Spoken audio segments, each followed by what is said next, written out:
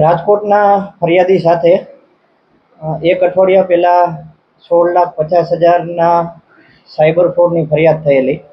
Share બજારમાં મોટો નફો કમાવાની લાલચ આપીને ફિનવોલ્ટ નામની ખોટી એપ્લિકેશન ડાઉનલોડ કરાવીને તેમની સાથે અલગ અલગ બેંક એકાઉન્ટમાં રોકાણ કરાવવામાં આવેલું હતું, જેમાં બે બેંક એકાઉન્ટ ગોંડલના પરેશ ગોવિંદભાઈ મકવાણા અને મોનેક મહેશદાસ દુધરેજિયા ની ધરપકડ કરવામાં આવેલી છે.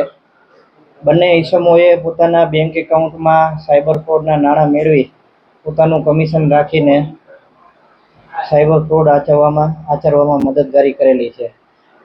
આ બંને આરોપીઓની તપાસ દરમિયાન જાણવા મળ્યું છે કે એક આરોપી વિરુદ્ધ ભારતમાં અલગ અલગ 17 જગ્યાએથી અને બીજા આરોપી વિરુદ્ધ ભારતમાં અલગ અલગ 3 જગ્યાએથી કમ્પ્લેન નોંધાયેલી છે. એમને પોતાના એકાઉન્ટમાં કેટલા રૂપિયા મેળવ્યા હતા અને કેટલું કમિશન મળ્યું? આ ગુનાના કામે પરેશ ગોવિંદભાઈ મકવાણાના એકાઉન્ટમાં 1 લાખ રૂપિયા અને મોનેક મહેશદાસ દુધરેજિયાના એકાઉન્ટમાં 5 લાખ રૂપિયા જેટલા મેળવેલા હતા. અને આ બંને ઈસમોએ આખા ભારતમાંથી પોતાના એકાઉન્ટમાં 56 લાખ અને 61 લાખ જેટલી રકમ મેળવેલી છે. કેટલું કમિશન મળ્યું? આ બંને વ્યક્તિને પોતાના એકાઉન્ટમાં 10,000 જેટલું કમિશન મળેલું છે. એક ટ્રાન્ઝેક્શનમાં